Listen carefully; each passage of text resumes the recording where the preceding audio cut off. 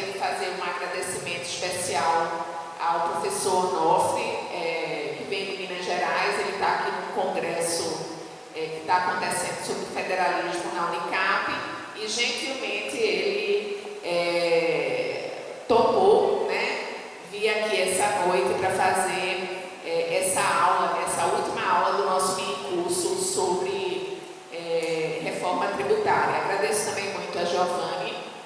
Giovanni já é habitué aqui da casa, é nosso professor também, substituto, participa do Fórum Tributação e Justiça, então estamos em casa, né? Então, essa noite nós encerramos o mini curso sobre reforma tributária, que foi oferecido pelo PPGD da UFPE. Esta aula, como as demais, né, como vocês estão vendo, está sendo gravada e vai ser disponibilizada no YouTube para todos que não puderam vir. Então, eu agradeço, né, a presença do professor Onofre Alves Batista. Ele é professor da graduação, mestrado e doutorado em Direito da Universidade Federal de Minas, ex-procurador-geral do Estado de Minas Gerais e advogado. Giovanni Nunes Campos é doutor em Direito pela UFPE, nosso professor substituto e também auditor da Fazenda Nacional. Foi superintendente regional da Fazenda aqui no estado de Pernambuco e no estado de São Paulo. Então, como trata, né, de evento presencial, né, que foi divulgado para além dos participantes do minicurso, né, eu vou manter a minha linha que eu venho adotando até então, de fazer uma fala introdutória para situar o tema em debate, e ao final eu vou lançar aos convidados os principais questionamentos da noite, tá? Então eu vou fazer essa fala introdutória, lanço os questionamentos e em seguida vai fazer a sua participação o professor Onofre e por último o professor Giovanni Nunes Campos. Então, fazendo essa fala introdutória, né, como todos nós já sabemos, né, e talvez, na verdade, alguns, né, presentes, em especial alunos da graduação que não estão participando, né, do minicurso, ainda não tenham esse conhecimento, né, a gente tem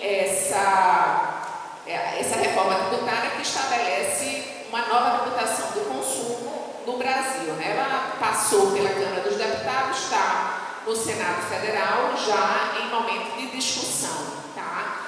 E o que é que essa reforma vai fazer? Ela pretende, na verdade, acabar, né, terminar ou encerrar o ciclo de 5 tributos que nós temos que incidem sobre o consumo, tá? Que são de competência dos 3 entes federativos, tá? Ora incidente sobre o consumo de bens, ora incidente sobre o consumo de serviços, já que nós temos essa dualidade no nosso sistema tributário. A gente sabe que essa competência para a tributação do consumo de bens é do Estado e o consumo de serviços é do município, tá? Então, pretende-se com essa reforma acabar com essa dualidade, tá? E estabelecer uma base tributária única sobre o consumo, englobando o consumo de bens e serviços e extinguindo, no caso, os 5 tributos existentes a partir da criação de 2 novos tributos. Uma contribuição sobre bens e serviços da competência da União Federal e um imposto sobre bens e serviços da competência dos estados e dos municípios, ou seja, dos entes subnacionais, tá certo? Então, diante do quadro que nós temos, do cenário que nós temos hoje, o que é que nós conhecemos? Cada ente político, tá? União, Estado, Distrito Federal e municípios tem a competência para instituir, para estabelecer leis e políticas tributárias em relação aos tributos de sua competência, né? Então, nós temos as leis federais em relação às contribuições e ao imposto incidente sobre o consumo no âmbito da União Federal. Nós temos 27 legislações de ICMS no âmbito dos estados e um sem número de legislações municipais no âmbito dos municípios que exercem a competência para estabelecer, para instituir, para cobrar o ISS. Então, esse é um cenário que nós temos. Essa proposta, na verdade, a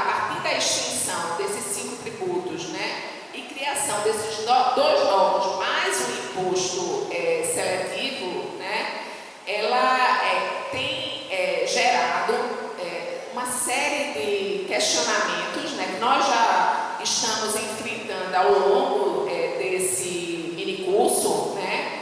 E diante desse cenário, por exemplo, a gente já fez uma avaliação sobre questões relacionadas à simplificação no segundo encontro, relacionadas à justiça fiscal no terceiro encontro. E hoje nós vamos entender esse cenário, esse novo cenário, a partir da proposta da reforma tributária, numa perspectiva de questionar quais os conflitos federativos ela suscita ou então pode suscitar. Né? Então, numa perspectiva de impacto federativo, o que é que essa proposta de reforma tributária que já está no Senado, inclusive em discussão, tá? Quais são esses impactos, né? Os principais impactos que nós somos capazes de identificar já nesse momento. Então, eu pretendo, na verdade, trazer 3 pontos, tá? Que eu considero que são relevantes para que sejam tratados pelos nossos convidados. E aí vou indicar esses pontos, evidentemente que se os convidados, os nossos professores convidados tiverem outros pontos, fiquei muito à vontade para acrescentar. Mas quando eu vejo a questão dos impactos federativos dessa reforma, a primeira questão que se coloca em relação a uma possível afronta ao princípio federativo é a seguinte, né? Então, a competência tributária, da forma como ela é exercida hoje pelos entes subnacionais, pressupõe não apenas a garantia de uma margem de arrecadação, tá? Então, existe indiscutivelmente uma importância, uma preocupação com a arrecadação da tributação, mas o exercício da competência, ela não existe apenas para isso, tá? Então, os entes subnacionais, os estados, municípios e Distrito Federal, eles têm competências para, na verdade, editar leis, para regulamentar, para estabelecer políticas extrafiscais. E na forma como a reforma tributária coloca a nova tributação do consumo, essa competência, na verdade, ela vai deixar de ser exercida pelos entes, na verdade, subnacionais. Por quê? Porque tanto o IBS quanto a CBS vão ser instituídas e regulamentadas por meio de lei complementar, que vai ser aprovada no âmbito do Congresso Nacional. Tá? Então, os poderes legislativos estaduais e municipais, como também o distrital, não vão ter vez em relação ao estabelecimento de políticas tributárias relacionadas ao IBS e, evidentemente, ao CBS, que já é, na verdade, uma contribuição da União Federal. Tá? Então, nesse contexto, né, dessa, entre aspas, usurpação, né, pela reforma de competência de entes subnacionais para estabelecer políticas tributárias, a pergunta que se coloca é: isso representa afronta ao princípio federativo ou o princípio federativo está atendido, já que a reforma pretensamente preserva a autonomia financeira dos entes subnacionais? Tá? Então, essa é a primeira questão que eu particularmente coloco aos professores. Além disso, parte desse poder político, né, de estabelecer políticas tributárias por meio de um corpo legislativo próprio, que hoje é exercido por todos e por cada um dos entes federativos, passaria para as mãos do que a reforma denominou de um Conselho Federativo. Esse é um outro ponto, na verdade, que pode gerar e que vem, na verdade, já gerando várias discussões relacionadas ao tema dos impactos federativos dessa reforma. Então, esse conselho ele vai contar com participação de estados e municípios brasileiros, mas ele será igualmente estabelecido e regulamentado por meio de uma lei complementar, também aprovada pelo Congresso Nacional, tá certo? Então, veja que os legislativos do estado e do município, como do Distrito Federal, eles passam ao largo de qualquer discussão ou implementação de políticas tributárias no que diz respeito à tributação do consumo de bens e serviços no Brasil a partir da aprovação da reforma tributária na forma como ela está hoje. Tá? Então, nesse aspecto, né, da concepção desse Conselho Federativo, né,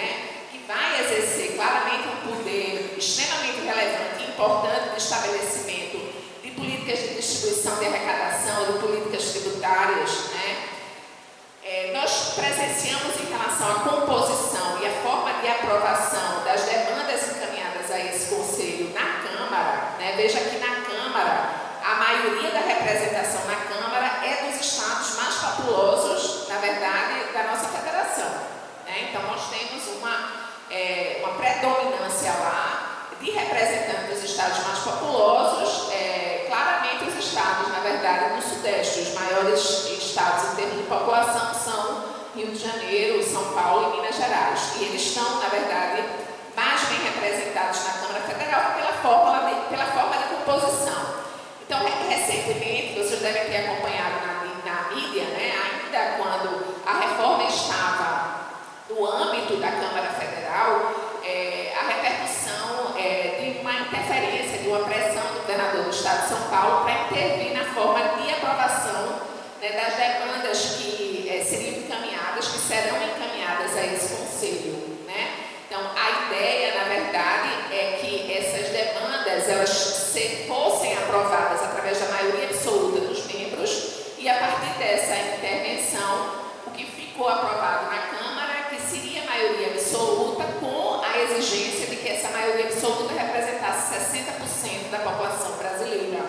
E caso não houvesse essa representação, os estados que compõem esses 60% da população brasileira teria um direito ainda de veto em relação à matéria que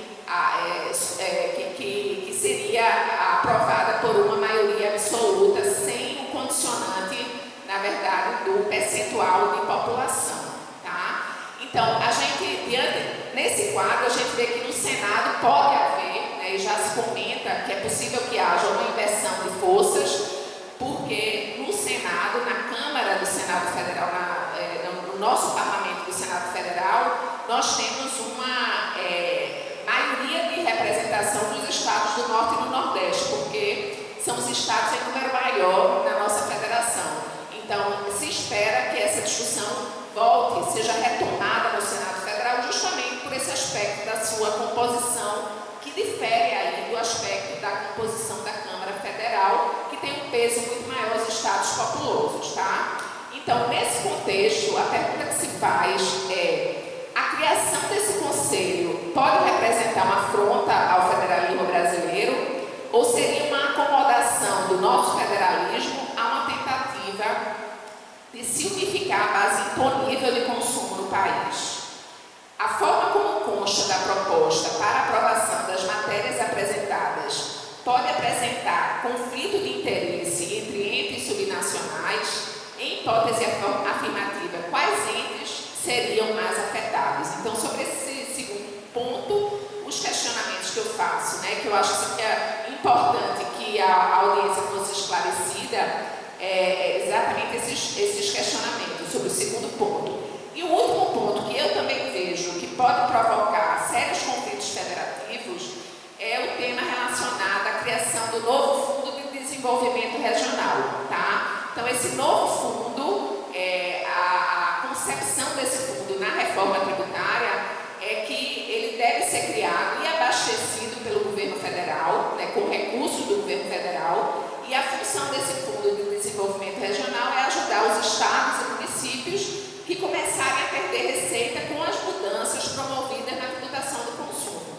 Então, é muito provável que isso aconteça, né? A gente não sabe a dimensão dessas perdas, mas o só fato de haver uma mudança no regime de tributação, que vai deixar de ser na origem para o destino, isso indiscutivelmente já vai levar, na verdade, a uma situação de perda por parte de vários entes subnacionais. E o que é que se sabe sobre esse fundo até agora? Pelo que eu tenho lido e assistido em termos de discussões sobre reforma tributária, o que se conhece é que há um acordo para que a definição do critério, né, as regras, né, de distribuição, né, dos recursos desse fundo devem estar na Constituição Federal, tá? Então, existe um consenso, ao que parece, entre deputados e senadores, no sentido de que essas regras devem estar no texto da Constituição Federal. Mas não se conhece ainda a proposta concreta, nem se tem notícia da existência de um acordo sobre sobre como seria a distribuição de recursos desse fundo de desenvolvimento regional. Então, o que é que nós temos hoje, né? O Norte e o Nordeste do país, né, bem representados aí pelo CONCEFAZ, que é o Conselho, né, de Fazendas, né, de Estados, defendem um critério que seja por meio do PIB invertido, tá? Como é que é isso? Olha, os estados vão receber conforme, quanto mais fortes, quanto menor o PIB, mais, na verdade, recursos eles teriam. Evidentemente, existiu uma reação do Sul e do Sudeste, né, que o que se tem conhecimento é que o critério que eles defendem é o critério do CAD único, né, do cadastro único, que é exatamente o cadastro Bolsa Família. Eles dizem, olha, nós temos pobres aqui também no Sul e no Sudeste, então esse critério aí do PIB invertido é injusto para nós e nós sugerimos aí o critério do cadastro único. Então, essas questões todas, né, que envolvem distribuição de recursos, elas parecem indicar um nível bastante elevado, né, de conflito federativo. Inclusive, recentemente, nós presenciamos já no ensejo, né, dessa reforma tributária, agora no mês de junho, a instituição de um consórcio, né, dos estados do Sul e do Sudeste. Nós já temos, né, um consórcio dos estados do Nordeste, né? Ambos os consórcios já existiam desde a época do início da pandemia, da época do governo Bolsonaro, mas o do Sul e do Sudeste ele foi oficializado agora, em junho, no âmbito das discussões da Câmara dos Deputados, né? Então, parece muito evidente a existência de uma série de conflitos, tanto relacionados, né, à distribuição de recursos, como ao exercício de poder político, né? E, diante desse contexto, né, desse terceiro ponto, né, a pergunta que eu faço, a última pergunta, né, é quais principais pontos ou ponto pode representar uma motivação de arguição de inconstitucionalidade por afronta à cláusula pétrea que protege o princípio federativo brasileiro, ou essa hipótese não está no Senado, né? Então, assim, qual é a perspectiva que nós temos diante de uma aprovação da reforma tributária, né, com esses conflitos, né, que eu aponto aqui na minha fala, e uma arguição de inconstitucionalidade por afronta à cláusula pétrea do princípio federativo, ou isso está fora de cogitação? Tá? Então, feitas essas provocações aos nossos convidados, eu passo já a palavra para o professor Onofre Alves Batista. Luciana, muito obrigado. Senhores, senhora, é um prazer enorme estar aqui. Essa sala, eu não tenho ideia, é a faculdade mais bonita do país, é a sala mais bela do país, né? Maravilhosa. Giovanni, minhas saudações, você que já sempre me traz aqui, seja em banca, seja em eventos também. Bom, a Luciana fez uma belíssima abordagem e eu vou começar do fim para frente. A primeira colocação que eu digo é: poderia ou deve o Supremo declarar a inconstitucionalidade dessa atrapalhada que aparece na PEC 45? Eu não estou nem adiantando o meu posicionamento, não. Dessa coisa que eles trouxeram lá, eu lamentavelmente tendo a dizer que não vão falar nada. Por uma razão muito simples. Eu acompanhei muito de perto a DPF 523, por sinal, na época, tinha saído do meu teclado, né, os termos dela. E eu me recordo de ter despachado junto com o pessoal de Brasília, com a ministra Rosa Weber, e ela muito impressionada e tal, perdemos por unanimidade a DPF 523. O que ela questionava? A DPF 523 questionava a Dru, dizendo que era que era uma loucura, era um minotauro, né? Uma mistura de imposto com contribuição. Então as contribuições são cobradas na base, mas na cabeça eram impostos, porque eram desvinculados. Então era uma figura mista e que burlava o princípio federativo e o compartilhamento de receitas prevista para o imposto residual. Tudo encaminhava, todo mundo achando que ia ganhar, argumentava que era uma fraude ao princípio federativo, e na decisão da ministra apareceu uma argumentação, talvez ter perdido a causa não seja tão significativo quanto ao argumento usado pelo ministro e repetido por vários ministros, dizendo que federalismo temos vários. Federalismo temos vários, mas a Constituição brasileira só tem um. Não é? Princípio federativo, nós só temos um. Não é? Desenhos federais, nós podemos ter os mais variados possível. Se isso é verdade, a conclusão a que eu chego é que pode fazer o que quiser com o federalismo, que o Supremo não vai se pronunciar, porque federalismo temos vários. Não é? Não resta a eles falar nada. Isso impactou muito. Esse federalismo temos vários. E uma outra coisa que me chamou muito a atenção é que, por outro lado, vi o ministro Gilmar Mendes agora na ADI, na ação de ADI 45, é ADI ou é ADI, né? Declaratória de ADI mesmo, 45, que é da Lei Candir, acho que é 45, não lembro mais desse. Onde ele falava esse federalismo em frangalhos, destruído, aí o ministro Barroso também, em frangalhos, destruído. Tá bom, mas o destruído, todos os ministros falaram que temos vários, então o destruído também está valendo. Porque o que a gente questionava era a destruição do federalismo. A sensação que me dá é de que os ministros do Supremo caminham trôpegos nas decisões que tangenciam o princípio federativo. Eles não sabem o que fazer.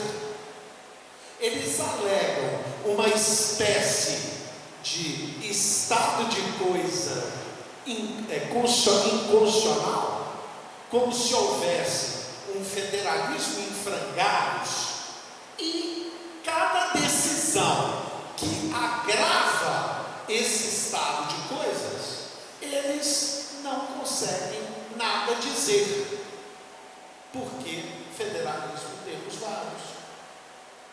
Então, sou absolutamente pessimista quanto à possibilidade de uma pronúncia de inconstitucionalidade dessa bobajada que fizeram, por causa disso, e por causa do tamanho do acordo avassalador que toda essa reforma coloca. A sensação que eu tenho é que os deputados estão abduzidos.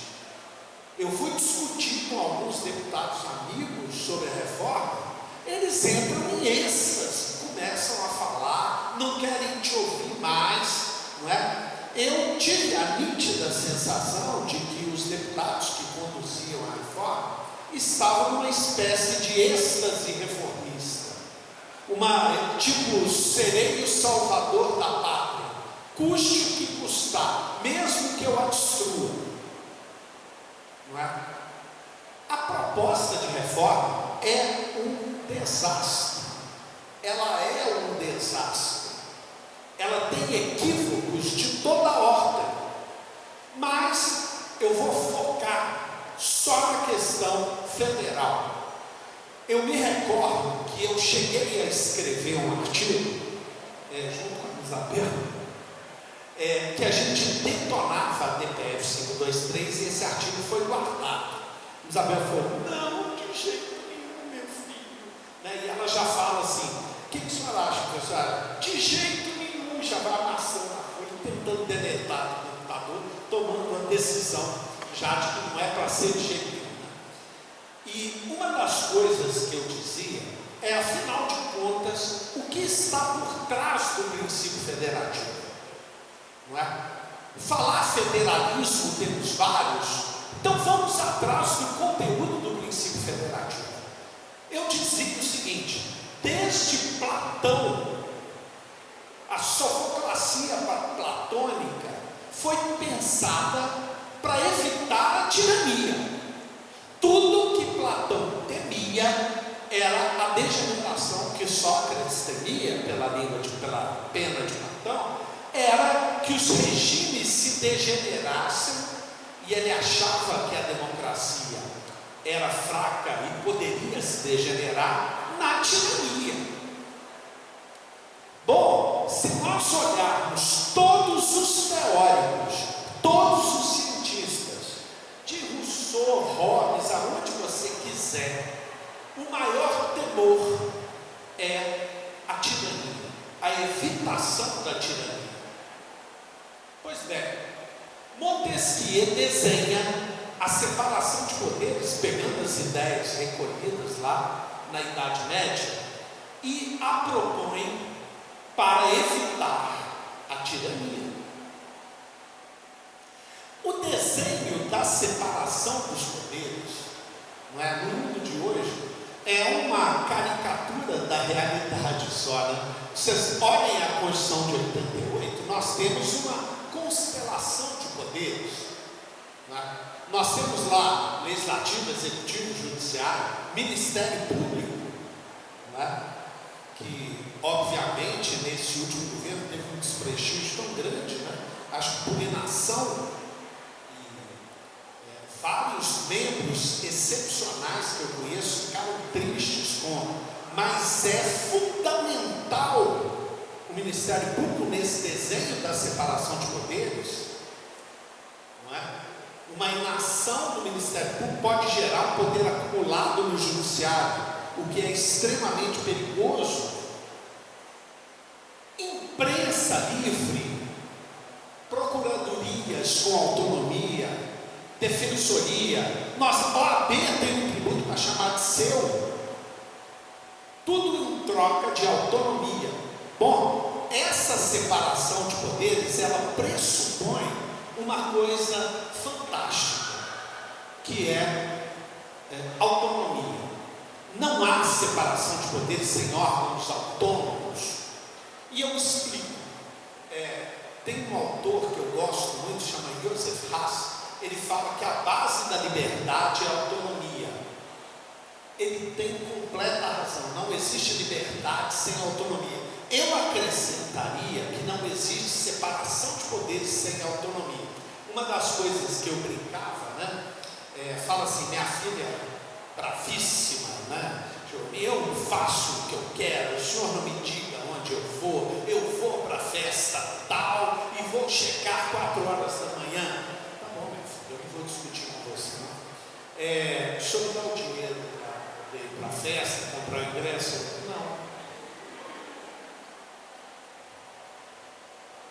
Não adianta. No mundo capitalista, a autonomia financeira é fundamental para se ser livre. É mentira. Se eu não der, eu tá. É só uma figura de estilo. Para roubar. Mas é fundamental no mundo capitalista a autonomia financeira.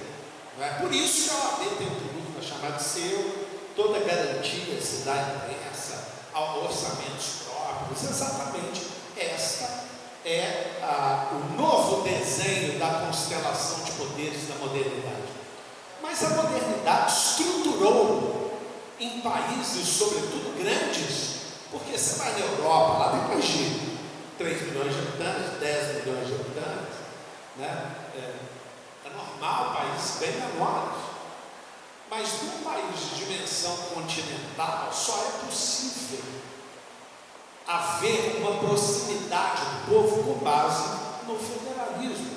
Então, o federalismo é, sobretudo no país do tamanho do Brasil, uma grande medida de separação dos poderes, para se evitar a tirania. É um desenho pensado, sobretudo, para estruturalmente responder ao desiderato democrático. A propósito, a Constituição de 88 foi desenhada com dois grandes objetivos fulcrais, que era uma carta de direitos fundamentais e consagrar a democracia nesse país continental. O princípio federativo é a consagração estrutural da separação vertical de poderes para se evitar a tirania e para consagrar o ideal democrático. Quando eu falo em federalismo, eu respondo ao ideal democrático. Se federalismo temos vários, democracia também temos várias. Portanto, não há arranhão ao princípio federativo sem se arranhar o ideal democrático. A lógica federativa pressupõe, como já dizia o Baracho, o professor da UFMG antigo, pressupõe subsidiariedade. Você trabalha próximo ao cidadão, sempre que possível for. E você só centraliza o poder quando isso for fundamental e puder causar problemas de articulação e puder prejudicar ao todo e ao mínimo possível. É muito interessante, né? Existem dois desenhos curiosos: a eficácia irradiante dos direitos fundamentais, não é? E na consagração democrática, para a evitação da tirania, a diluição de poderes. Isso sim deveria o Supremo ter dito. Não se ataca ao princípio federativo. Se alega que temos um federalismo em frangalhos, não se poderia permitir qualquer centralização de poderes que não gerasse salvo diante de uma disfuncionalidade na organização da República, o que não é o caso. O que não é o caso em vários momentos. O que vai acontecer desde a Constituição de 88?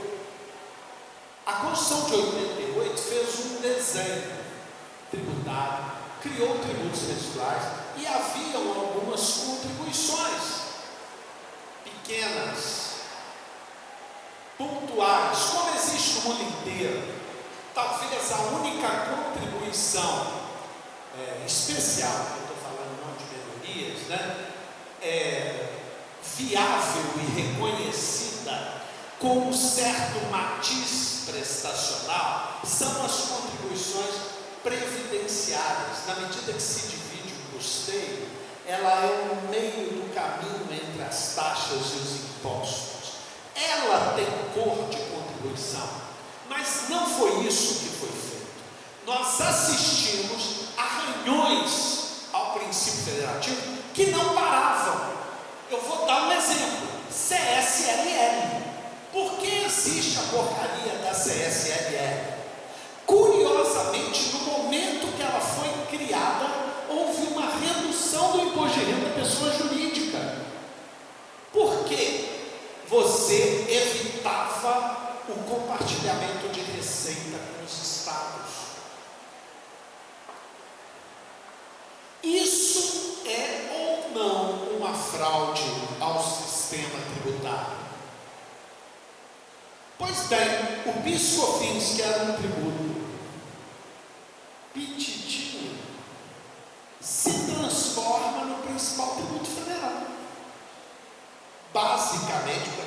dá mais religiosidade, vira um monstro. E assim vai. O sistema S se multiplica, uma aberração cumulativa se multiplica. Hoje criam CITES que ninguém entende bem o que é. Hoje nós temos o direito tributário das contribuições. Um dia desse eu assistia, na verdade eu tinha lido um artigo do Marco Aurélio Greco, onde ele quase que proclama: temos uma nova lógica das contribuições e tal, que coisa linda, maravilhosa, nos tinha. Eu falo assim, isso é uma porcaria, isso é uma aberração, isso é uma fraude. Na verdade, ela contraria toda a lógica do Estado tributário distribuidor. Ela é uma absoluta fraude. Ela cria uma tributação disfarçada, dá uma razão para se tributar que é mentirosa, porque lá no fundinho o cofrinho é o mesmo. A moeda, você fala assim, não, isso é para a saúde. Para a saúde, tirou do mesmo cofre, aí chega lá, reduz o orçamento e puxa o dinheiro. Uma mentira, é uma justificativa falsa. Ela é um instituto, uma aberração tributária, e ela se transformou num monstro no país. Nós temos mais de 70 contribuições, Condecine, contribuição de marinha mercante, FUST, tudo. A gente tem uma infinidade de contribuições.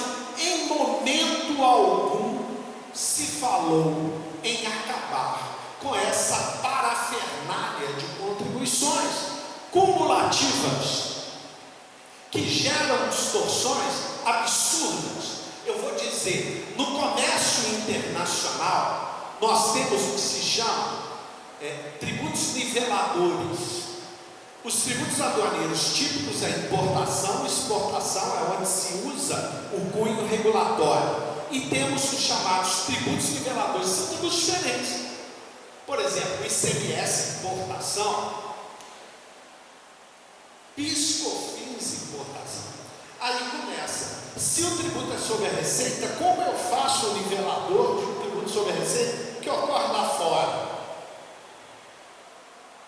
No Brasil, eu proclamo uma coisa aqui, já desafiando quem for estudar.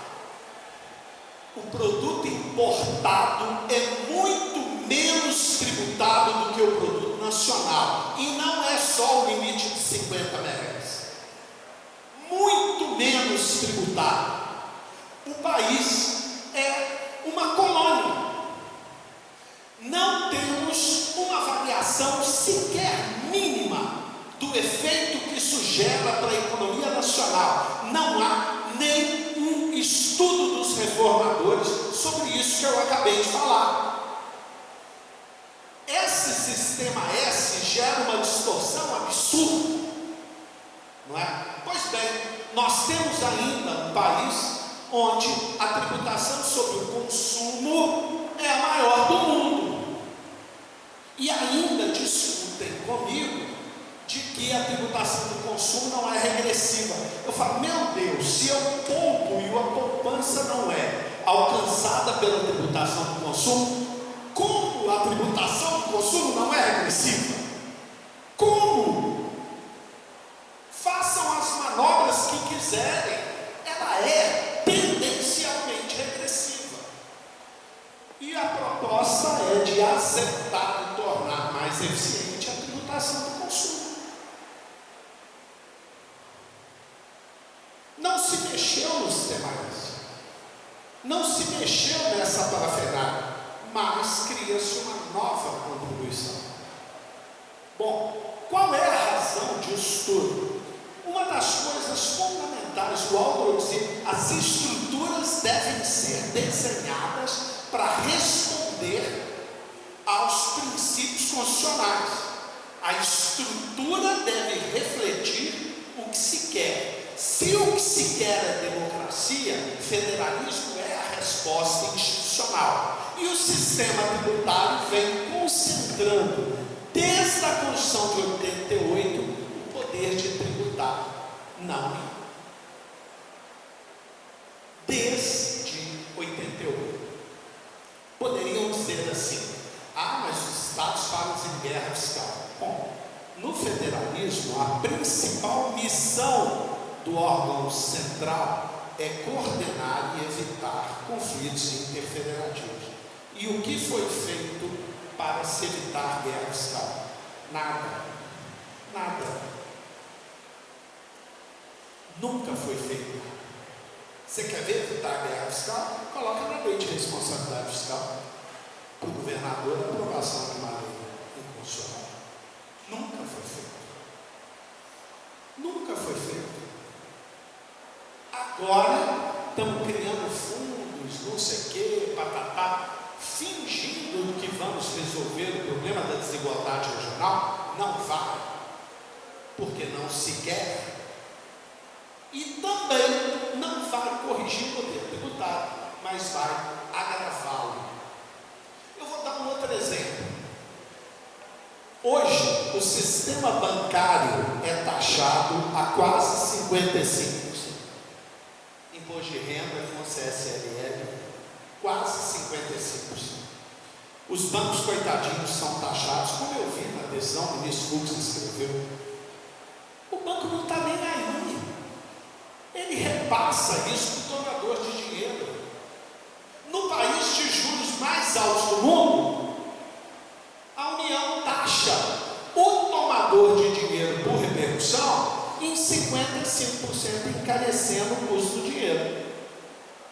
Não é possível. Não é possível. Ser indústria ou empreender no país se tornou assim proibitivo. E para acabar de arrebentar o modelo, eu boto um teto de microempresa lá em cima. Aí eu destruo o mercado de trabalho, gerando uma espiral recessiva, não possibilito capitalização de empresas, não é? Ou seja, existe quase que um complô do sistema tributário com o crescimento nacional. Ele não consegue taxar as importações, não é possível. Não é possível o país se desenvolver nesse horizonte. Pois bem, voltemos ao problema central. O Estado tributário distribuidor, que eu chamo de redistribuidor, pelo menos pela Carta Constitucional, é um desenho filosófico do Estado capitalista moderno. Por quê? Ele é um Estado que vive essencialmente de tributos, na medida que as receitas originárias são pequenas. Então ele tributa de cá, coloca o dinheiro no erário, vota leis orçamentárias de lá, dando destinação ao dinheiro. Não existe uma vinculação direta, salvo com o terror das contribuições, que gera um efeito de distorção. Não existe um link direto. De cá, direito tributário, de cá, direito financeiro. Você deve tributar segundo capacidade contributiva, atendendo os princípios do direito tributário, deveria, coloca o dinheiro no erário. Aí vão os parlamentares e votam os orçamentos. Uma outra lógica, colocam o dinheiro onde ele melhor deve ser aplicado. A política tributária e financeira é feita em dois pontos, tanto no tributário como no financeiro. O que essa proposta de reforma faz é cortar dos estados o braço tributário. Você não faz política pelo viés tributário mais. Não existe isenção, não existe benefício fiscal. Qual é o argumento de que o benefício fiscal é um mal? Qual é a única política que se faz agora? Orçamentária. Mas quem disse que o orçamento é mais justo? Olha, orçamento secreto. reformistas nunca tenham acompanhado a votação orçamentária. Se soubessem como as leis orçamentárias são votadas, talvez não comeriam salsichas. O que foi feito? As isenções, benefícios fiscais, mal ou porcamente, são feitos por leis específicas, votadas, permanentes, em tese conhecidas. Isso tudo foi eliminado e era só orçamento. Isso é um desastre, porque o orçamento é muito menos eficaz sob o ponto de vista de justiça distributiva, ou sob o ponto de vista que vocês quiserem, do que o orçamento, do que o tributário. Eliminaram isso. Possivelmente, o completo engessamento dos estados virá agora, corta a política tributária e possivelmente agravem as leis de responsabilidade. Assim os estados se tornam bonecos, não fazem mais política e perdem a autonomia com leis centrais esmagadoras que nunca vão resolver o problema. O problema só vai mudar de forma, ficará muito pior. E nós teremos conflitos federativos respondendo a uma lógica bem maquiavélica. Gere um conflito, a dominação ficará muito mais fácil.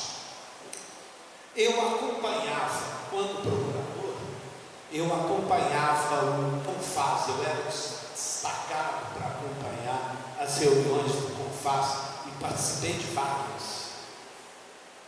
Eu me recordo quando criaram o CONCEFAS, quase que num gesto de revolta, expulsando a união da sala de reuniões dos estados. Por causa, eu me recordo do ministro Meirelles na ocasião, assim, chegava atrasado, falava que ele queria, saía, nem ouvia o que tinha. Ele dizia que era um dos melhores. Dava suas determinações, tudo poderoso, embora. Era como se ali houvesse uma reunião do botequim do Zé, o botequim do Pedro, com o governador. Era essa. E os estados faziam o mesmo com os municípios. Não é melhor. Não é? O fato é que o CONCEFAS era quase que uma rebelião. Ora, os conflitos do CONFAS, os conflitos da deliberação colegiada vão se reproduzir. Você não consegue nem estabelecer quórum. E com uma política castrada pelo viés tributário, a lógica federal jogada nas contribuições. Meu Deus, se isso não é um arranhão ao princípio federativo, eu não sei o que será. Não teremos mais um federalismo em frangalhos, mas um frangalho que um dia foi chamado de federalismo. É uma destruição, a meu ver, completa. Mas onde está a minha grande preocupação? Ao se destruir o federalismo, se destrói a democracia. Estamos à mercê do governo de plantão. No momento de crise econômica mundial, nós assistimos o populismo tomar conta. Não é? É uma coisa muito curiosa esse movimento populista, né? Porque o populismo surge em meio à crise. Ele aglutina todas as demandas e se apresenta como o salvador da pátria, o pai protetor. Isso é a própria negação de direitos subjetivos públicos. Tipo, o pai dá e não existem direitos subjetivos públicos. Não é? Mas esse horizonte de demandas não atendidas favorece, ainda mais com mídias eletrônicas, tá? O surgimento de um líder populista, seja à direita, seja à esquerda. Eu estou dizendo que de um lado ou de outro, nós assistimos surgimento de líderes populistas pelo mundo inteiro. Nunca foi tão importante a separação de poderes nesse contexto. Nunca foi tão importante. Não houvesse um federalismo de fato, os Estados Unidos teriam entrado em colapso. Isso é fundamental para momentos de crise, para a democracia. Nós tivemos no semestre passado na UFMG uma matéria dada a 10 mãos. Estávamos eu e Isabel presencial com os alunos, e na USP o SCAF, o Heleno e o Regis Fernandes. E o presencial da UFMG e o presencial da USP se comunicavam por Renato, se comunicavam por câmera, né? E todo o trabalho, câmera, virtual, de uma tela projetava a USP para nós e uma tela projetava a sala da UFMG para nós. Muito legal a experiência, foi a segunda vez que a gente fez isso, e cada trabalho era uma aluno de lá e de cá. E o tema desse ano e a de 2 anos atrás, na pandemia, foi federalismo. E teve um dia que teve uma exposição da professora Marta Aretti, que está aí, né, no seminário. E eu me recordo que existem divergências, algumas divergências de pensamento entre eu e Isabel, o SCAF e a professora. E ela acredita em algum nível de centralização onde nós não acreditamos. Então é um detalhe, ali temos algumas divergências. E ela falou assim: nos dias de hoje eu tenho dúvidas. Sob o ponto de vista distributivo eu não tenho, mas sob o ponto de vista democrático eu tenho. Eu não tenho dúvidas, eu tenho certezas. Se arranharmos mais do federalismo brasileiro, nós corremos o severo risco de destruí-lo por completo, por causa da política do Pires na mão e do law shopping, mercado de leis, a influência federal na aprovação de leis, e corremos o sério risco de destruir a democracia brasileira, ou todos os mecanismos de defesa estruturais da democracia brasileira. Quanto à proposta, como eu disse, ela decota a política tributária. Ela não vai resolver problemas. Ela não vai resolver o que ela propõe. Não é? E existe um risco enorme. As leis devem ser similares. Se as leis são similares, o que vai decidir o Conselho? Se as leis da CBS e da IDS têm que ser similares, o que eles vão decidir? Nada. Não vão decidir nada. Talvez a única coisa que eles vão fazer é o trabalho burocrático de dividir receita, não é? Sobretudo com a estupidez do split payment, que deu errado na Itália, deu errado na Estônia, deu errado no mundo todo, e que vai ser tentado no Brasil, que é um desastre. E só ganha o sistema bancário, né? Porque basta dar um delay igual deu na Itália de 4, 5 dias, toda a receita tributária do país fica no banco parada 4, 5 dias. Já pensou?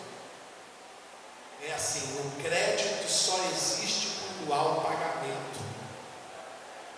Então você é obrigado a fiscalizar. Você já imaginou uma loja de departamentos que compra 50 mil? Como que ele vai saber se o de lá pagou?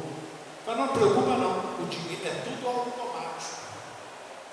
Está tudo na caixa preta. Olha, isso não funcionou por causa dos delays. Né? isso possivelmente não vai funcionar no Brasil. Então, tenho para mim que temos uma reforma que não tratou do que devia tratar, como eu tentei ilustrar. Nada do que devia ser feito foi feito, e o que tratou, tratou mal. Mas, sobretudo, em geral, ela amputa a possibilidade dos estados e municípios fazerem política no mundo capitalista, pelo principal dos lados, que é o tributário, não azeita nada no financeiro e, efetivamente, no curto prazo, vai deixar todos os entes sem autonomia, de pires na mão, atrás de um governo central. Governo central passível de captura por um novo populista. Sabe-se lá, esquerda ou direita. Senhores, muito obrigado.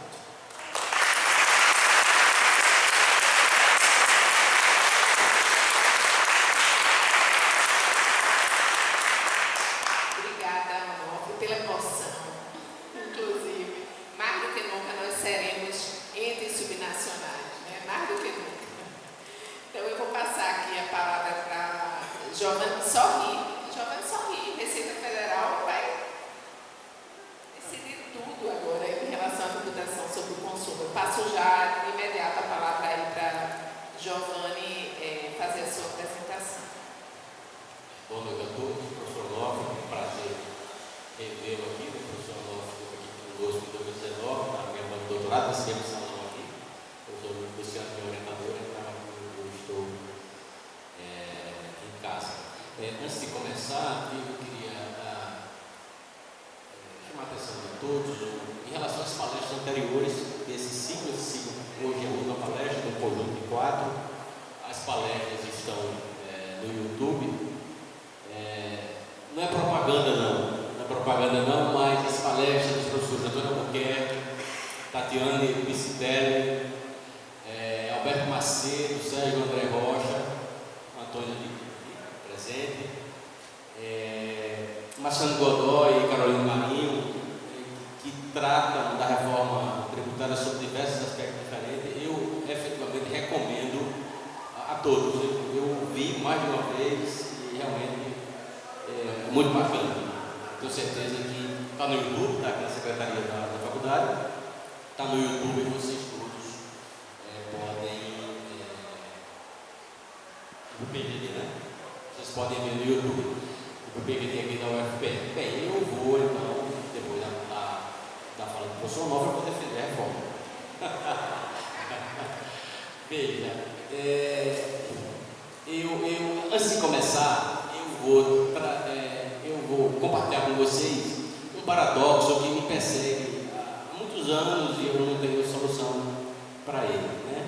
Nós vivemos, a dizer, no Brasil há 30, 40 anos que o nosso sistema tributário é cheio de problema e que nossa tributação sobre o consumo é a pior de todas. A tributação sobre o consumo no Brasil hoje, como o professor Novo colocou, ela está no mesmo nível da Hungria, então, comparando com os países da OCDE, o Brasil, nesse ponto aí, campeia. Estamos lá com a Hungria, um passando do outro, a depender do ano. Mas qual é o paradoxo que eu trago para vocês? Eu sempre desconfiei não desse nível, esse nível é realmente incômodo, mas de que a tributação sobre o consumo em si mesmo é um problema ou uma solução. Por quê? Quando você olha para os Estados Unidos têm não tem IVA e tem uma tributação sobre o consumo muito débil, extremamente débil. E aí você passa para a Europa Ocidental, os países igualmente desenvolvidos, com a tributação sobre o consumo, com IVA, como nós temos aqui, mesmo com as nossas imperfeições. Então, sempre eu olho essas duas situações, são sociedades de riqueza similares, com tributação do tipo IVA numa e em umas na Europa Ocidental e os Estados Unidos sem ter, e as sociedades são igualmente desenvolvidas. Então, o paradoxo é isso, ou seja, até onde essa questão da tributação sobre o consumo é algo realmente fundante, que atrás. Então, esse é um paradoxo que eu não consigo resolver, porque se de fato ter um IVA, ter uma tributação sobre o consumo fosse algo fundamental, os Estados Unidos teriam. E os americanos discutem esse assunto há 100 anos. E não tem. Por outro lado, a Europa tem e também é desenvolvida. Então, eu digo isso para trazer para a nossa situação aqui. A gente tem que ter muito cuidado com o fato das profecias se autorrealizarem. A gente fala mal disso há muito tempo no nosso sistema tributário. E não é dúvida, se tem que pegar aqui nessa assistência aqui, nós vamos chegar à conclusão exatamente. Talvez todos digam que nós temos o pior sistema tributário do mundo. O mundo é grande. E ninguém pode afirmar isso. Tem discussões? Tem. E aí, em cima se batendo nesse assunto, com tanta firmeza de que nós temos problemas, os problemas são os maiores, que precisam ser reformados, ocorreu isso que o professor Onofre colocou. Os deputados, aparentemente, é como se fossem abduzidos, como se essa reforma que está em curso aí fosse de fato resolver todos os nossos problemas. Então, eu de fato desconfio profundamente da ideia de que a reforma que está colocada é algo fundamental para o país. Desconfio profundamente. Eu acho que nós faremos a reforma, tudo indica que de fato vai passar pelo Senado.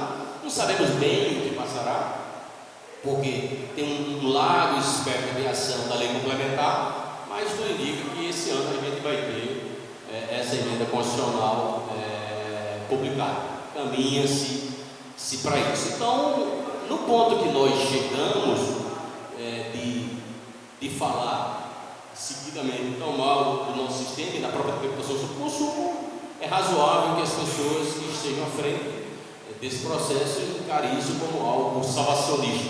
A reforma vai nos salvar, e o professor Onofre colocou aí alguns aspectos realmente extremamente preocupantes.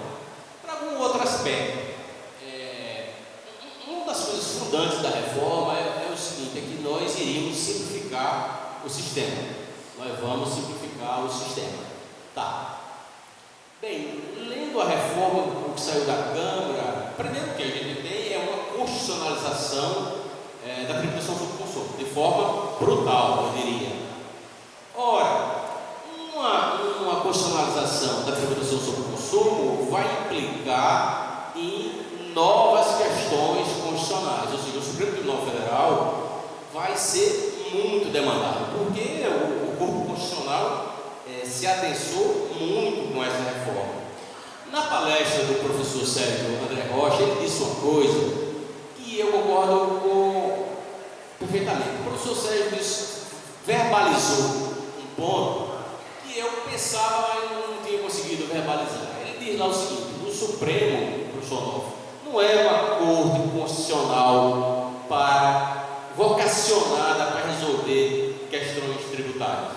Não é. O Supremo é uma corte constitucional. Veja, essas questões que estão no corpo constitucional agora com a reforma, e tudo subiu, adensou muito na Constituição, a questão da tributação sobre o consumo, vai bater no Supremo, e o Supremo vai ter que resolver isso. E nós sabemos que o impacto da decisão do Supremo é profundo, vai ser para o país todo, e em regra o Supremo exatamente ciente desse impacto, tendo o quê? A postergar as decisões.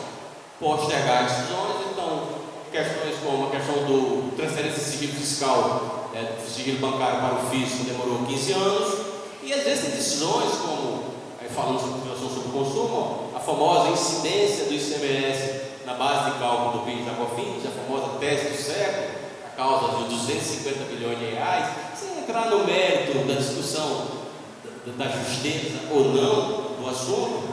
Esse assunto do que é receita estava definido no Superior Tribunal de Justiça desde 92. Tem uma súmula, se não me engano, de 68, de 92, o Superior Tribunal de Justiça diz o seguinte: o ICMS não faz parte da base de cálculo do PIS.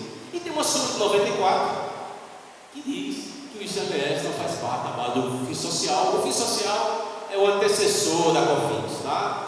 Então isso estava resolvido há 30 anos. E essa questão bateu no Supremo Supremo decidiu dessa forma. Mas o que o professor Sérgio André colocou é que, de fato, o nosso acordo constitucional, com todas as competências que ele tem, não é um acordo constitucional para resolver o varejo de uma tributação sobre o consumo que adentrou. Então, professor Luciano, eu acho que realmente isso é extremamente preocupante. Pois é. Então, isso vai estar agora no Supremo. Eu vou tentar seguir aqui as suas perguntas. A primeira pergunta, que o professor Onofre também respondeu, tem a ver com você colocar em lei complementar da União tanto o Imposto sobre Bens e Serviços, sucessor do ICMS e do ISS, como a CBS, sucessora do PIS e da COFINS, tá? Então, na hora que você coloca isso para ser regulado por lei complementar da União, obviamente você tirou a competência dos Estados, como o professor Onofre colocou.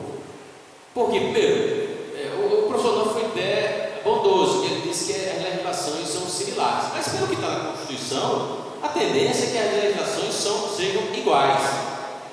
As legislações tendem a ser iguais porque os elementos estruturantes do tributo são os mesmos. Mas, no momento que a União, e há uma tendência, creio, que a lei complementar da União para a CBS venha antes. Se a lei complementar da CBS venha antes da contribuição, porque a CBS, nós já vamos ter, digamos, uma CBS full, integral, a partir de 2027, já teremos uma CBS em 2026, a tendência é, aprovando a lei complementar da CBS, a lei complementar do IBS terá que ser uma cópia, tá? Então, uma coisa amarra a outra. Uma das coisas que a gente aprendeu e aprendeu nos bancos da faculdade, quando a gente trata de competência tributária, o tributo está previsto na Constituição, e competência tributária é você regular em lei local a estrutura do tributo. Com isso, obviamente, está no âmbito da União agora, do Congresso, fazer para ambos os tributos que serão iguais. E aqui eu acho que tem algo que me recorda, é o seguinte, é a nossa reclamação da tributação do ICMS, professor Onofre, professor Luciano. O ICMS é o tributo mais, eu diria, mais achincalhado, vamos dizer. Não, mas o ICMS é mais, eu acho. Os COFINS talvez, os COFINS não cumulativo, né? Mas o ICMS, ele é de tal forma, se fala dos problemas das 27 legislação, que a solução óbvia, vamos fazer uma legislação única. E a profecia se autorrealizando. Eu falo sempre, nós temos que ter cuidado com os nossos desejos, porque às vezes eles se realizam e você vai ficar surpreso com o resultado. Então, passamos a vida toda falando dos problemas do ICMS, a solução é óbvia, legislação única. Claramente, da forma como foi colocado, o professor resumiu bem, o poder tributário dos Estados acabou, porque incentivos fiscais, não só fiscais, financeiros também, estão vedados, e encerrou. Está tudo em lei federal. Eu queria, acho também que da forma como o assunto está colocado, acho que o Supremo Tribunal dificilmente vai rever essa matéria. O professor Antônio, na palestra dele, eu lembro bem, uma das coisas que ele colocou é o seguinte: seria bom que o Supremo apreciasse a matéria constitucional desde logo. Acho muito difícil, essas matérias o Supremo leva 15, 20 anos para fazer. Então, 15, 20 anos, vamos ter um IBS pleno e uma CBS, obviamente, pleno, porque a CBS é a partir de 2027. Então, o quadro está colocado. Agora, eu queria chamar a atenção de todos, um detalhe que tem passado despercebido nos últimos 15 anos, 18 anos, que tem a ver com essa nacionalização, se pode falar da forma, da legislação abrangendo tributos estaduais e municipal. É o Simples Nacional. O Simples Nacional, detalhe interessante, o que é o Simples Nacional? Lei Complementar 123 de 2006. E o Simples Nacional tem os tributos da União, mais ICMS obrigatório e ISS obrigatório. O contribuinte, amigo do pequena empresa com faturamento até 4.800.000, paga um pagamento único e aquele valor é distribuído. Funciona bem a distribuição, isso aí não tem problema. Mas veja, há uma ficção, e a gente sabe que ficção é aquilo que se diz que é e não é, na verdade. Há uma ficção que lá com todos os tributos, na verdade, todo mundo paga um valor único, na verdade. Aqui nós nos dizemos por nós mesmos que aquilo que o Simples Nacional não é tributo. O Simples Nacional não é tributo. Eu pago valor único, aquilo não é tributo, e aquele valor único explode nos demais tributos federais, ICMS e ISS. Ora, isso é uma ficção. Aquilo é um tributo.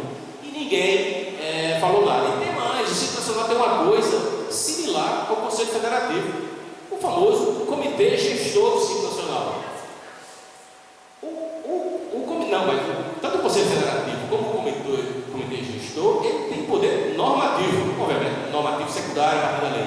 Tem diversas, os atos do Comitê Gestor são muitos, eu só quero mostrar, óbvio que não se compara com o Conselho Federativo, porque nós estamos falando de alta dimensão muito grande, mas juridicamente se assemelha porque você tem os tributos da União, Estados e municípios juntos, um comitê gestor formado pela União, Estados e municípios e agora outros entes que têm poder regulamentar. Eu estou mostrando que isso ocorreu, ninguém se lembrou de falar nada disso, e esse é um assunto que pode vir a ser levantado à baila aqui. Tá? Esse é só um detalhe, e é engraçado que na minha avaliação, mas é como o Conselho Federativo também. O Conselho Federativo não tem lá grandes poderes. É como o Comitê Gestor do Simples Nacional. Mas eu quero mostrar o seguinte: a união dos tributos da União, Estados e municípios já existe, e isso passou despercebido no Simples Nacional. Micro e pequena empresa achando que estava ok, e isso passou. É só o detalhe. Mas juridicamente tem uma lembrança que parece, tá? Então veja. Não há dúvida que a centralização no âmbito da União esvaziará o poder de Estados e municípios. Estou falando da tributação sobre o consumo, não há dúvida quanto a isso. Não terá mais política tributária. Nós, aqui dos Estados do Norte e Nordeste, que tradicionalmente utilizamos esse veículo como incentivos fiscais, a professora mostrando muitas vezes isso aqui em nossos seminários, isso vai ficar pelo que está na emenda, não poderá ser possível. E tem mais um detalhe: na verdade, não é só a ausência de política tributária no âmbito da tributação sobre o consumo de Estados e municípios, mas a ausência também de política tributária na tributação sobre o consumo no âmbito da União. A União está amarrada também. Veja, nós temos aqui em Pernambuco a instalação de um polo automobilístico. O polo automobilístico daqui de Recife, não sou daqui, na Bahia, onde tem o daqui especificamente, ele não está aqui só para os incentivos de semestre, mas eu diria, fundamentalmente no âmbito dos incentivos do PIS e COFINS. E esse é um ponto importante. Na reforma tentou-se colocar a preservação desse incentivo até 2032 e caiu porque faltou um voto, houve 307 votos. Então, da forma como está o governo, o que a gente ouve é que está trabalhando para colocar isso no Senado. Mas veja, a tributação sobre o consumo, tanto no nível subnacional de Estado e município, como no âmbito da União, não poderá colocar na emenda mais fazer reforma tributária, e isso tem impacto direto no nosso caso. Bem, então não tenho dúvida em dizer que a competência de Estados e municípios foi assumida pelo Congresso Nacional, pela proposta que saiu da Câmara dos Deputados. Tem um outro aspecto aqui, antes de falar do Conselho Federativo, indo para cima da pergunta do professor Luciano, é o seguinte: nesse processo de aprovação da emenda, isso tem que reconhecer que é louvável que o Congresso Nacional, depois de 30 anos, conseguiu uma maioria muito expressiva de aprovar uma reforma. Ele pode até não concordar com ela, realmente é algo digno de nota. Porém, não só tem o interesse dos congressistas, dos estados. Eu tive num seminário recente que tinha representantes do Congresso, o próprio relator, o antigo relator da Câmara, representantes das fazendas de São Paulo e tinha a presença do secretário de Fazenda do município de São Paulo. Então, São Paulo, a Secretaria de Finanças chama de Fazenda, né? E ele foi a única voz contrária, preocupado com o ISS, achando que vocês querem fazer uma reforma? Fala uma reforma do ICMS, com o PIS da COFINS, deixa o ISS fora. Bem, ele foi o único que falou isso, e todos os demais foram extremamente virulentos, eu diria, com o secretário, na verdade, no sentido de que o que ele estava dizendo era coisa fora de propósito. Então, o que eu vi ali, para mim, muito claramente, havia um claro conceito do Congresso, no caso, com a representação dos estados que estavam ali. Então, os próprios estados, professor, que estavam nesse evento, a única voz contrária foi o secretário de Fazenda do município de São Paulo, preocupado com o ISS. Então, e realmente lá a voz dele foi quase apagada. Então, eu quero dizer com isso que, apesar das preocupações do professor Nova que são verdadeiras, há no âmbito dos estados, de fato, um apoio não negligenciável à reforma. Quem apoia diretamente, que é o Fazenda, talvez por omissão. Em relação ao Conselho Federativo, veja, o Conselho Federativo é um órgão administrativo e que tem uma série de funções, e vai ter que ser umas funções alinhadas com a União, porque ele vai fazer na Constituição, na proposta, processo de consulta, por exemplo, dirimir dúvida no âmbito do contencioso tributário. E falando de contencioso tributário, está na proposta do IBS, uma instituição de contencioso tributário, de processo tributário por lei complementar. Então, nós teremos um contencioso tributário do IBS por lei complementar. E o detalhe é o seguinte, um detalhe importante sobre essa questão do contencioso, que é uma coisa que particularmente me é muito cara, porque eu trabalho muito tempo com isso. O Código de Defesa do Contribuinte, aprovado em novembro último na Câmara, apesar do termo do nome Código de Defesa do Contribuinte, ele é basicamente um código de processo administrativo tributário para os 3 entes de governo, para a União, estados e municípios acima de 200 mil habitantes.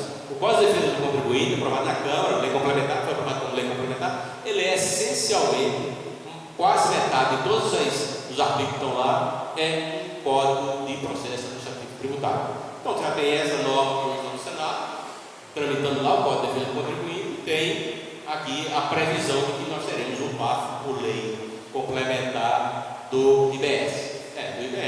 E certamente aqui também, muito provavelmente, como já existe um PAF no âmbito da União, também vai ter que fazer uma conexão entre os dois e, com certeza, com o que está no Código de Defesa do Contribuinte, que já está tramitando no âmbito do Senado Federal. Falando do Conselho Federativo, tem umas coisas interessantes dele que me chamou a atenção. Os conflitos dentro do próprio Conselho dentro do Conselho, entre os entes com o Conselho, são resolvidos pelo Superior Tribunal de Justiça. Está lá no artigo 105. Então, a competência passou para o STJ, que é uma coisa interessante, porque normalmente esses conflitos entre ente federativo é ação no âmbito do Supremo, e nesse caso está no âmbito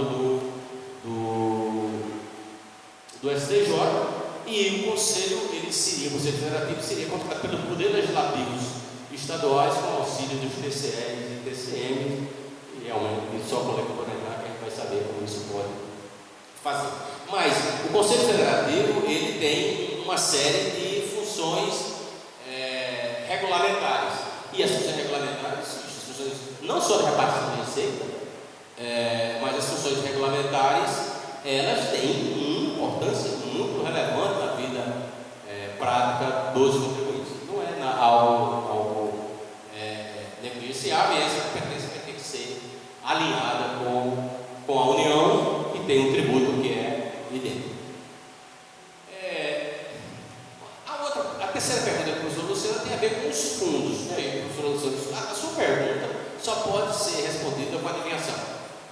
Só com adivinhação.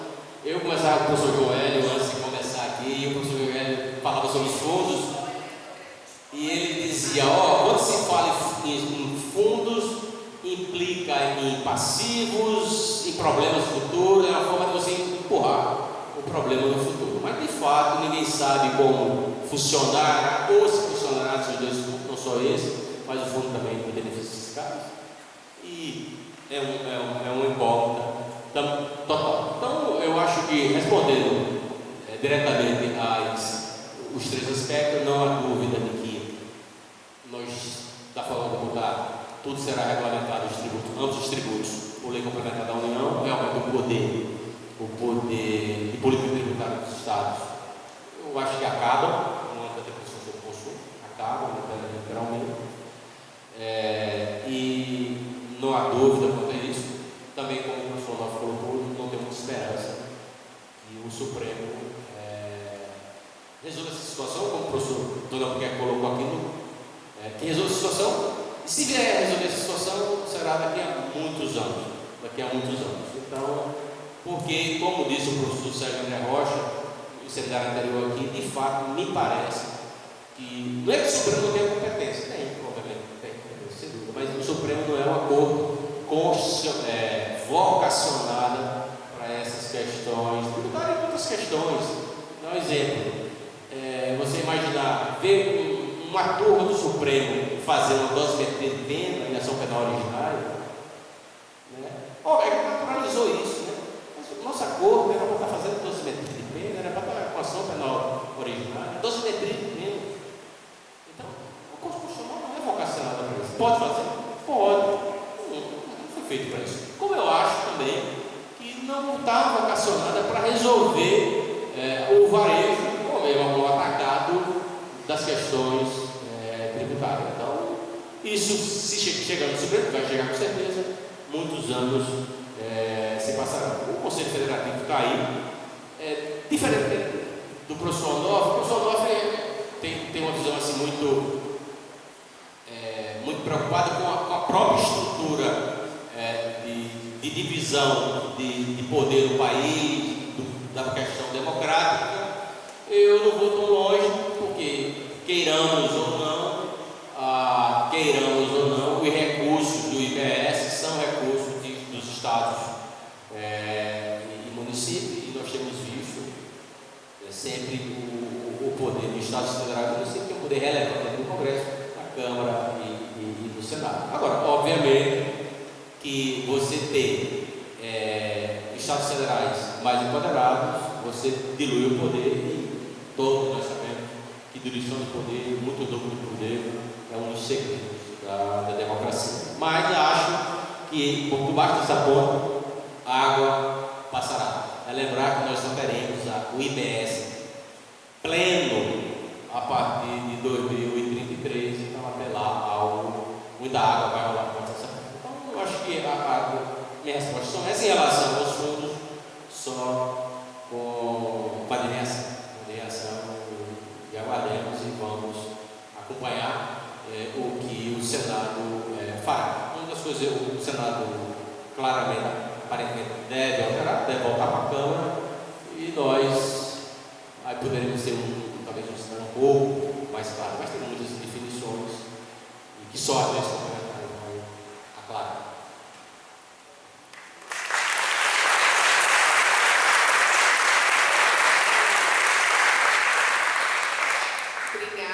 Professor Giovanni, o cenário vai ficar claro quando passar pelo Senado, depois quando passar pela Câmara, for promulgada, e depois quando as leis complementares elas forem editadas e publicadas, né? Porque tanta coisa depende das leis complementares.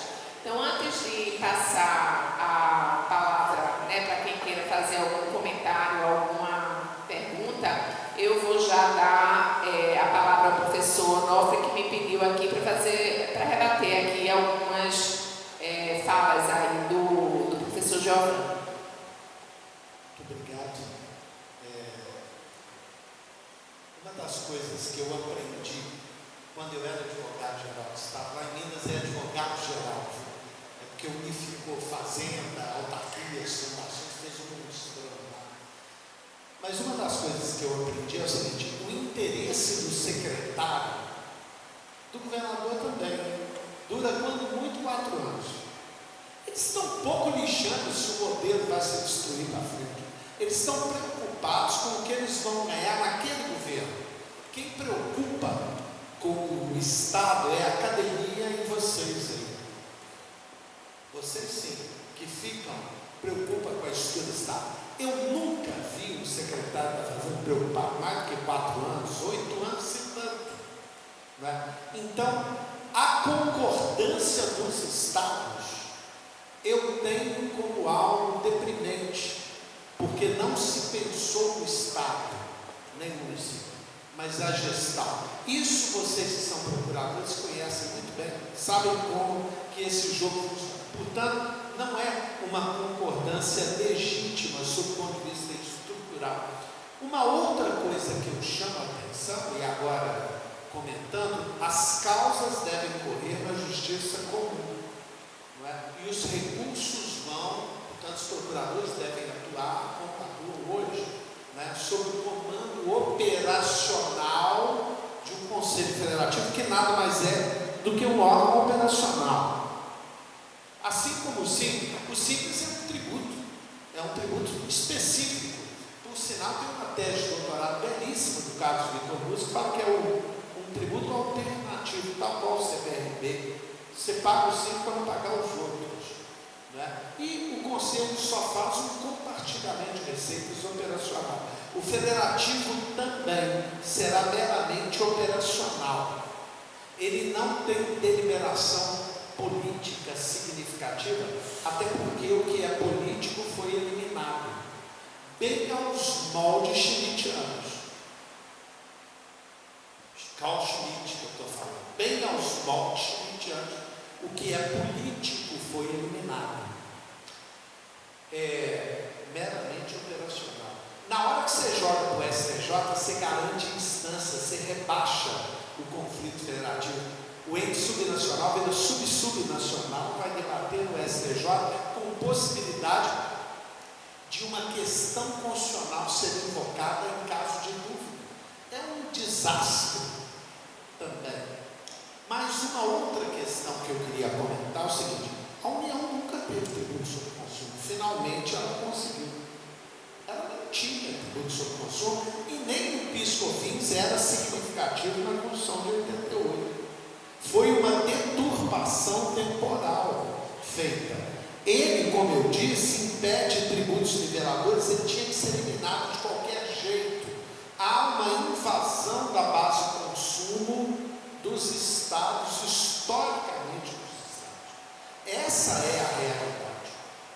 Há uma invasão de bases e ele consolida essa invasão de bases. Uma outra questão que eu queria dizer é o seguinte: ora, talvez não um exercício de adivinhação, mas um conhecimento da história tributária brasileira. Nós teremos 4 tributos a mais: IBS, CBS, um imposto seletivo, que eu quero que alguém me explique para quê.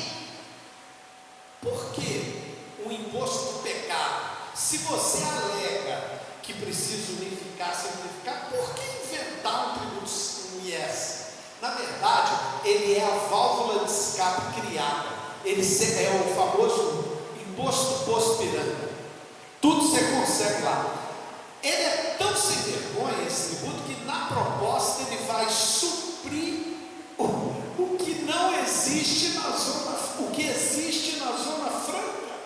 É uma aberração, vai tributar o Brasil inteiro por causa da Zona Franca. É uma aberração o imposto IS, que não poderia existir. E mais uma aberração para atender o problema lá do CAEAP, ganhar o apoio do CAEAP, que é aquele tributo sobre commodities. Eu até não sou contra tributação de commodities, não, mas essa é uma longa discussão de quem vive em um estado minerador. Mas teremos 4 tributos a mais e um período de transição de 10 anos, ou 50, para ir no destino, né? Você sabe o que é isso? Além de tudo, veio o API falando que nós teremos crescimento econômico logo imediatamente. Como? Se eu só vou ter no ano seguinte 4 tributos a mais? Eu não simplifiquei nada, não mudei nada. Só tem 4 tributos a mais. É como se você tivesse que fazer um estágio no inferno antes de ir para o céu. É uma questão engraçadíssima. Se em 10 anos eu estiver no inferno com promessa do céu, como vai haver crescimento econômico? Mentira! Os estudos não levaram em conta isso. Declaradamente está lá escrito que não levou em conta o período de transição. Então é um estudo que não presta para nada, porque nós estamos falando de 50 anos. Daqui a 50 anos todos nós podemos estar mortos, como dizia Keynes, no longo prazo todos estaremos mortos. Afinal de contas, você já está mais velhinho. Mas o que nós temos nisso? Verdadeiros pontos da carochinha. Não é verdade. Para quem tem alguns cabelos brancos, não é? Todos nós sabemos o que é verdade. Daqui a 10 anos, 5 anos, né, seria 32, vão prorrogar o prazo do ICMS. Vão prorrogar o prazo dos tributos a serem extintos. E continuaremos fazendo estágio no inferno. Para quem conhece a realidade brasileira, isso é uma certeza. Eu aposto, pode anotar aí. Vai acontecer. Outra coisa, o ICMS tem problema? Tem. Não estruturais tão graves quanto o PIS/COFINS. O PIS/COFINS não tem solução. A melhor solução para o PIS/COFINS, CSE, tudo é extinção. É a melhor solução para esses tributos, é extinção. Tinha que reduzir ao longo de 50 anos e mandar isso tudo para o inferno. O sistema S, tudo sai daqui, desaparece com tudo e vamos tributar imposto de renda, tudo como deveria ser feito. Tinha que acabar. Mas o ICMS tem solução. E eu não sou contra as soluções do ICMS. Se não precisar, o professor André Mendes Moreira fez uma exposição uma vez, né? O SCAF também andou escrevendo sobre isso, e eu também tinha feito. Aí eu fiz a exposição, o André fez a exposição, quando acabou ele falou assim: Onofre, você quer ouvir minha exposição? Nós falamos a mesma coisa, rigorosamente a mesma coisa. O ICMS precisa ser corrigido, quer ver? Passado por destino. Claro, quando o ICMS foi feito, foi um golpe de São Paulo nos estados do Nordeste. Na hora que falou assim: vai ficar no destino energia elétrica, que eles não têm, petróleo que vinha de fora, mas no destino, mas na origem vai ficar os produtos industrializados, que é o que ele tem, ele ficou com tudo. Isso declarado pelo Serra. Foi um golpe de São Paulo, e Minas infelizmente se calou, e tinha essa informação, porque ela não ganhava nem perdia, e ficou quieta. Não é? Pois, senhores, isso tem que ser corrigido. A tributação tem de ir para o destino. Não cumulatividade. Ora, está repetindo os mesmos dispositivos da Constituição de 88, não consertou não cumulatividade nenhuma. E a não cumulatividade é um exercício da história brasileira. Foi adiada, porque está lá no 87 a não cumulatividade plena. Só que neutralizaram, adiaram. E essa reforma não resolveu nada. É a mesma coisa que tinha antes. Vai ser adiado, a mesma coisa. Pior, diferença de tratamentos tributários. Está aí, já chegaram à conclusão que vão ter vários tratamentos tributários. Vai ter o mesmo problema, talvez mais grave do que hoje nós temos, não é? Que é a diferença de serviço e tudo, que foi um problema do Supremo, que não cravou posição. Tributo bom é tributo velho, consolidado, jurisprudencialmente, e tudo isso nós vamos jogar fora. Vamos ter tributos novos para brigar mais 100 anos, com um Supremo que não sabe firmar posições, que vacila, deixa o sistema tributário ser destruído. Olha, solução para o ICMS é muito fácil, todos nós sabemos. Para a guerra fiscal também é muito fácil, todos nós sabemos. É só botar uma lei de responsabilidade fiscal. Isso é claro, mas para fazer isso, você tem que verdadeiramente criar fundos para eliminar desigualdades, porque os estados que nada têm de entrar na guerra fiscal. Eu lembro do saudoso professor Ludmilo Machado uma vez, falando assim: eu troco o tributo por emprego, porque aí eu gero consumo e gero tributo. Ele tem toda a razão. Os estados foram jogados na guerra fiscal pela ausência de uma política de igualdade entre os estados, de eliminação das desigualdades regionais, que se faz com fundos. Os fundos estão previstos lá da mesma forma e não virão da mesma forma. Vai começar tudo de novo, vai zerar a briga e começar tudo de novo. Enfim, como eu disse, vamos ao estágio do inferno com a certeza de que podemos nos queimar por muito mais tempo do que todo mundo imagina. A história brasileira prova isso.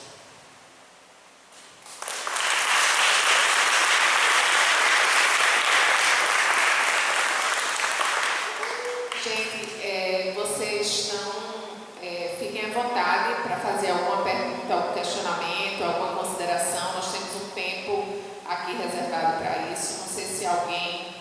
A Alessandra também me pede que quem não assinou a ata de presença, assine. Ela está em cima da mesa junto do notebook no final. Então, alguém quer usar o microfone, fazer alguma pergunta, algum comentário? Pode ser sem microfone também.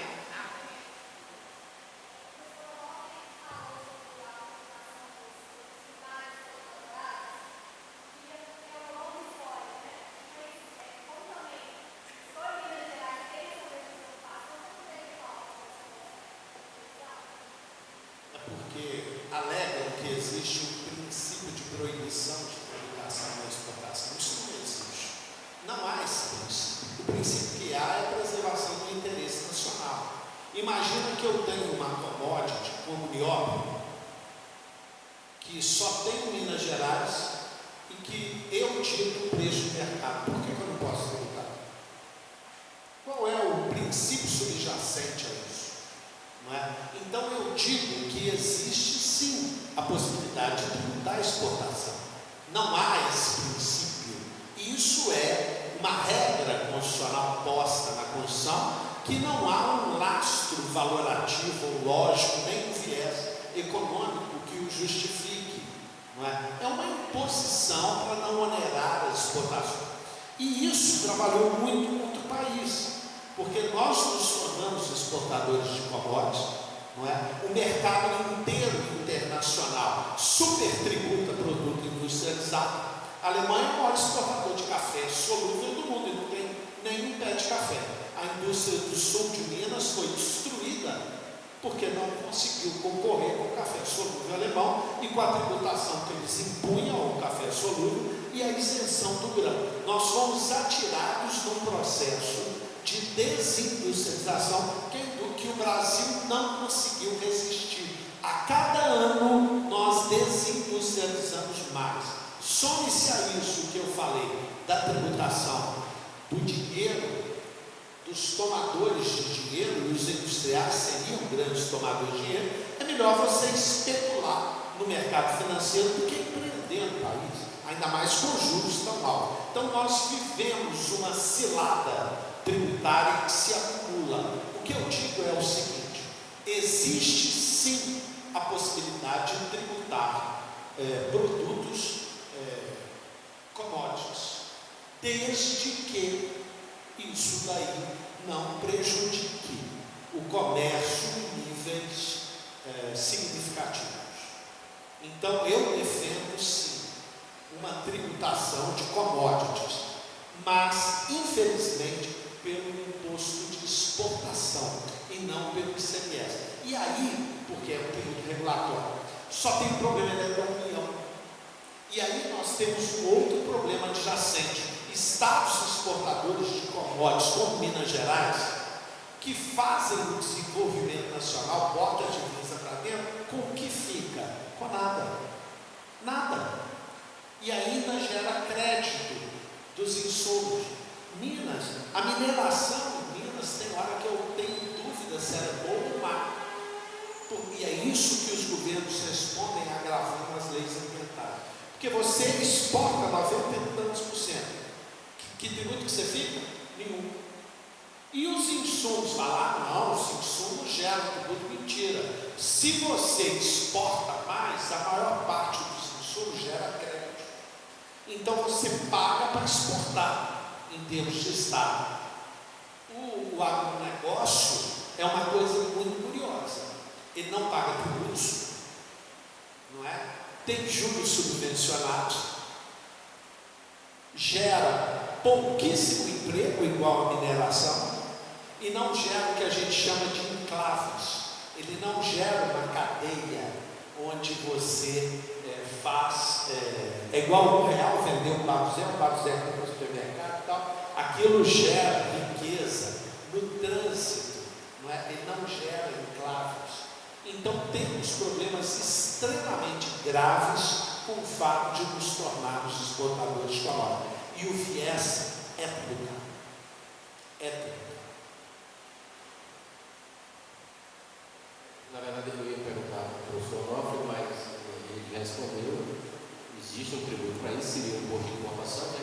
Dentro da federação, maior concentração dos entes, um país que de fato exporta como ocorreu no Brasil, realmente poderia estar discutindo o direcionamento desse imposto, que pode ser transitório, determinada situação do mercado, como é normal o imposto de exportação, para os fundos de infraestrutura. Isso poderia ser feito, mas é um assunto que nem se coloca. Mas o caminho seria para mim. Alguém gostaria de fazer alguma pergunta, alguma consideração? Nada? Só aparentemente.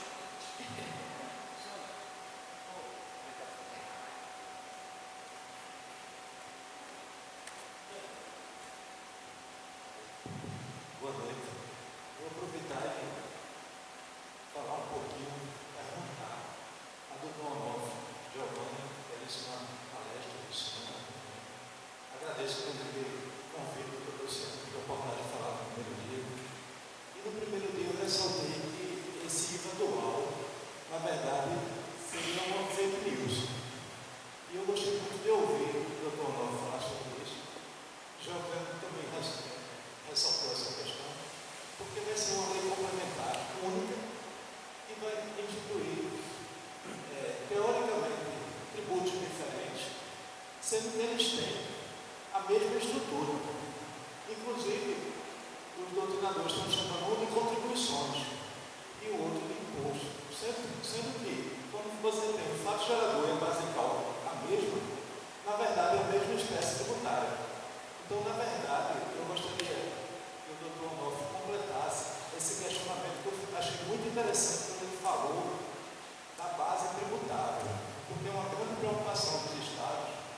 Eu sou representante de Pernambuco no GT 47 da reforma tributária do CONFAS. Os estados sempre tiveram essa preocupação, porque vai começar primeiro a contribuição vai invadir a base tributária de consumo, e o que não era tributo sobre consumo, PIS e COFINS, vai se tornar o grande tributo sobre consumo. Como é que vão ficar os estados?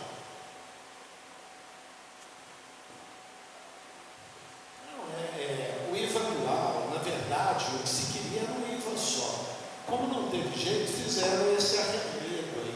Só que na medida em que você não tem autonomia para trabalhar com política tributária e tudo, um tributo só, uma porcaria só. Não é? É um IVAzinho só, cheio de defeitos, já nasce todo defeituoso, e o que se eliminou foi a possibilidade de política tributária. Tem uma coisa muito interessante, né?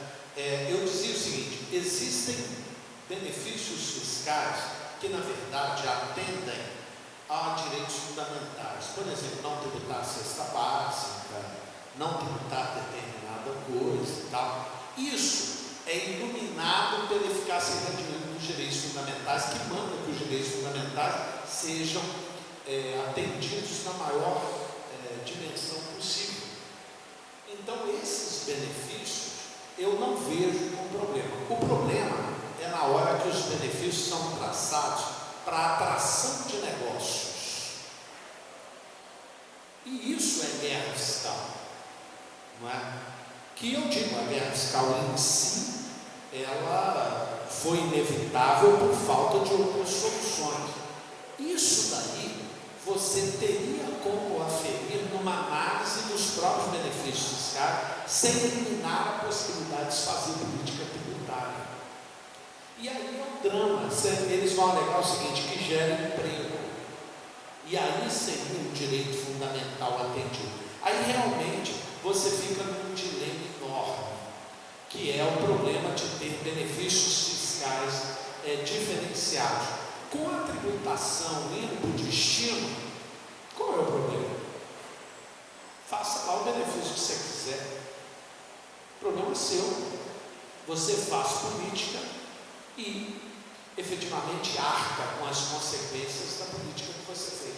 Eu honestamente acho que para atender, sob a desculpa de que se estava consertando o ICMS, se deu um tira-passo no federalismo brasileiro. Atira-se no que veio e acerta-se o que não veio. Eu acho que a diferença do remédio e do veneno, né? O problema é só a dosagem. O remédio aplicado, a meu ver, está mais para veneno que para remédio. A preocupação que o professor colocou, de fato, é pertinente, estava já com o professor Luciano, hoje, de cada R$100 de arrecadação, 60 dá tudo, certo? Para 2020, de cada R$100, 60 está no binômio ICMS e ISS e 40 no binômio PIS e COFINS. Então, o avanço da base do PIS e COFINS, de fato, pode criar. Veja, eu estou falando na proporção de 60-40, então são proporções próximas. O professor Onofre colocou um ponto que eu já tinha esquecido, o tempo vai passando, mas de fato, em 88, as contribuições, digamos, sobre o consumo da União, naquela época nós tínhamos o PIS, o decreto-lei, que foi instituído em 88, e o PIS social, que foi em 82, era algo modesto. E essas coisas, para você ter ideia, o PIS social, me lembro agora, ele começou com a letra de 0,5%. Então, era algo muito modesto e isso, de fato, nesse processo constitucional, avançou. Agora, eu tenho que lembrar o seguinte, a Constituição de 88 trouxe ônus de despesas públicas para todos os entes. E hoje, a despesa pública mais relevante da União é a Previdência Pública. A Previdência Pública é um serviço social e eu acho que é a coisa que talvez traduza melhor nosso Estado Social. É algo que tem que ser, eu sou um defensor da Previdência Pública do Brasil, mas que traz, de fato, um monte de despesas para a União muito relevante. Ou seja, a União tem que arrumar uma forma de financiar a Previdência Pública e não há dúvida. Está lá no 195, além das contribuições sobre folha de salário, a Previdência é financiada pela COFINS. Então, é aquela coisa de que a despesa, muitas vezes, em regra, ela termina definindo a receita. Lembrar, a sociedade define o que ela quer e aí os entes políticos vão atrás da receita. Deixa eu só fazer um último dado que é muito chocante para mim. E é com laço nessa afirmativa. Educação. Minas Gerais eu tinha os dados na mão. Pernambuco não deve ser diferente. 82 a 85% dos gastos são dos entes subnacionais. Segurança. 95% dos gastos estão com os entes subnacionais. Saúde. Começou o SUS com algo em torno de quase 50% de gasto da União, hoje é menos de 27%. O gasto do SUS. Isso quer dizer que a maior parte do gasto de saúde, quase 80%, não, quase 70%, estão com os estados e municípios. Educação, saúde e segurança, os grandes problemas nacionais. Com o que gasta a União? Eu conto. 51%, bom, Previdência Social, que está justificando tudo isso, 20% do orçamento da União. 20%. A Previdência Social não pode colocar na sala. 20%. Os outros gastos é esparramado, um monte de coisa, mas a União tem um grande gasto. Qual é? Juros da dívida interno hoje. Sabe o que esse modelo significa? Com 69% da receita concentrada na União, que o Brasil é o país dos cientistas. É garantida a concentração de recursos na União para se quitar o amarelinho que está aqui, que é os juros da dívida interna. Somos o país onde se substitui tributos por juros. Tudo por trás está na garantia de pagamento dos cientistas. Por outro lado, a destruição do Estado social com a retirada de autonomia dos centros subnacionais. É isso. É um atentado não só contra a democracia, mas contra o modelo social do Estado. Essa é a verdade dos números. É isso que significa centralização. Pagar rentistas.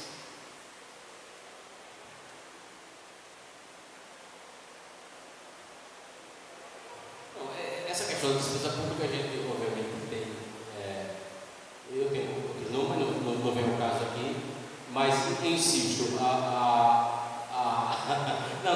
mas eu quero dizer o seguinte, o que define a receita, não vamos nos iludir, são as despesas, é o Estado que nós queremos, o Estado social que nós temos. Eu lembro sempre algo que aprendi com o Piketty, algo simples, então, o Estado é definido em 3 pilares. O primeiro pilar é o Estado clássico, 10% do PIB.